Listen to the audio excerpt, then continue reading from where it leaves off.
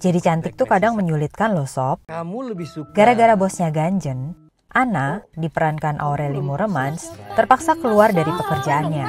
Padahal, Anna harus menanggung hidup dua adiknya karena orang tua mereka sudah almarhum.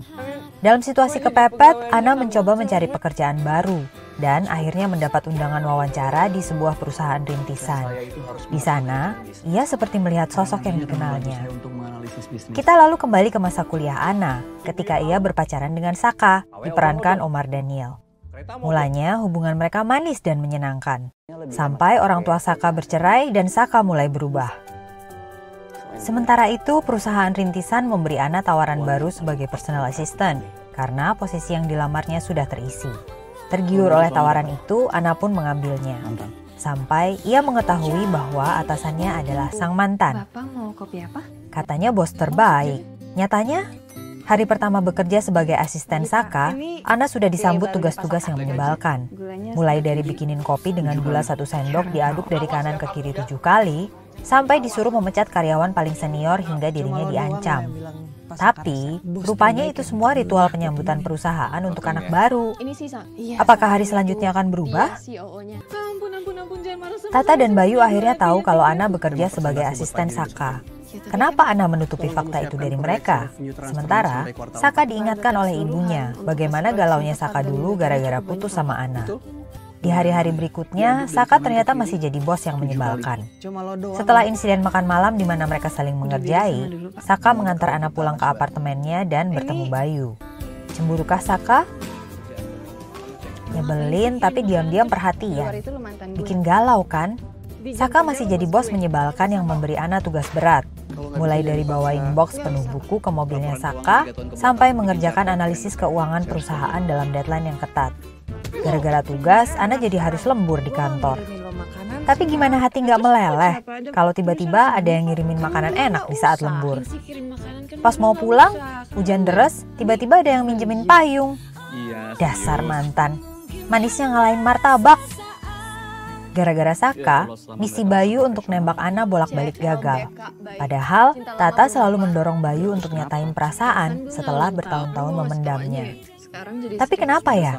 Tata diam-diam mengulang-ulang nama Bayu dalam buku hariannya. Dengan adanya Saka, apakah Bayu punya kesempatan? Pilih mana nih? Sohib atau mantan?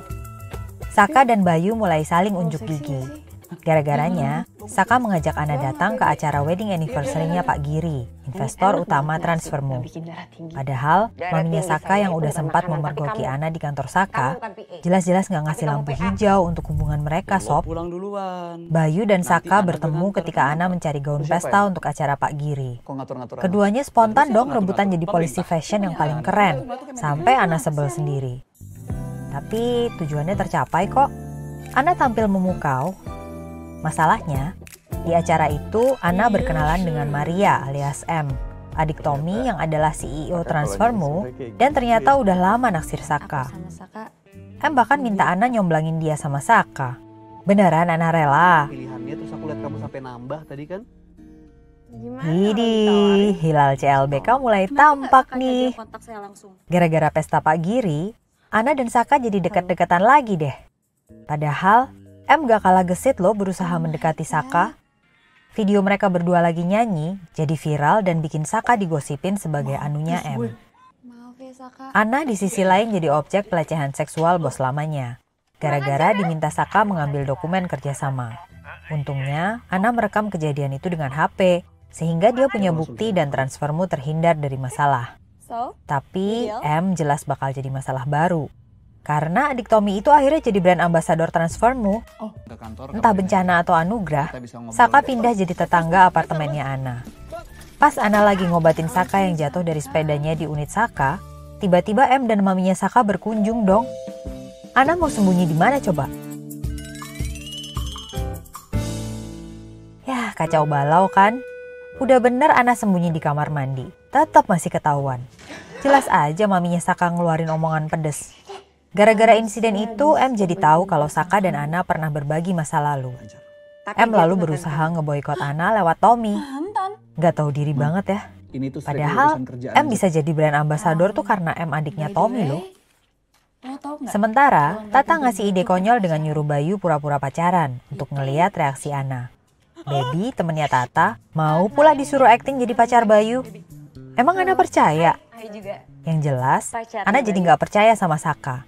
Karena Ana disuruh minta maaf ke M setelah menampik tangan M yang mau nyuapin Saka. Gara-gara M, lingkungan kerja jadi toksik. Kalau akhirnya Ana nangis di pelukan Bayu, Saka juga yang repot kan?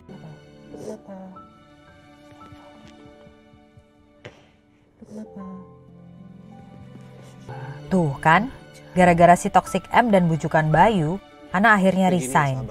Dan gara-gara nggak ada Ana, event konferensi pers transfermu jadi kacau. Secara tadinya Ana yang handle semuanya. Mau nggak mau, Saka jadi kepancing omongan Tommy, yang berharap Ana bisa balik lagi. Emang semudah itu ya, Ana terbujuk? Ini kerjaan, woi, bukan mainan. Malamnya, Bayu ngajak Ana dinner mewah untuk merayakan proposal doktoralnya yang disetujui. Niatnya sih dinner bertiga, tapi Tata lagi-lagi menghindar untuk ngasih kesempatan Bayu berduaan sama Ana. Pas lagi mau berangkat, Saka tuh ternyata juga berencana dinner bertiga Ana dan M untuk ngeklirin masalah. Bener kan? Sampai resto, Saka dan M nyusul dan duduk semeja sama Ana dan Bayu. Ternyata Ana mau balik lagi ke transfermu. Gimana Bayu nggak ngambek? Siapa yang bener-bener peduli sama lo dan siapa yang enggak? Apakah Saka masih sayang Ana? Saka jadi galau gara-gara pertanyaan Bayu. Untungnya Ana balik lagi ke kantor transfermu. Jadi Saka punya kesempatan untuk ngedeketin Ana lagi. Sementara Ana happy, Tata bingung karena jobless dan aplikasinya ditolak melulu. 4 bulan nunggak sewa apartemen, Tata yang diusir terpaksa pindah ke apartemen Ana. Sialnya, di hari Tata yang memuat rasa terpendamnya pada Bayu nggak sengaja kebaca oleh Ana. Jangan gitulah, saya jadi Event transfermu di Anyer jadi bencana gara-gara Pak Giri minta dicarikan jam tangan special edition. Saka minta Ana mendapatkan jam itu dalam waktu singkat. Ana akhirnya menerima rekomendasi M untuk membeli jam tangan pada Alex. Tapi jam yang dibeli Ana rupanya palsu, membuat Pak Giri marah besar dan acara mereka terpaksa batal. Apakah transfermu bisa memulihkan nama baik mereka?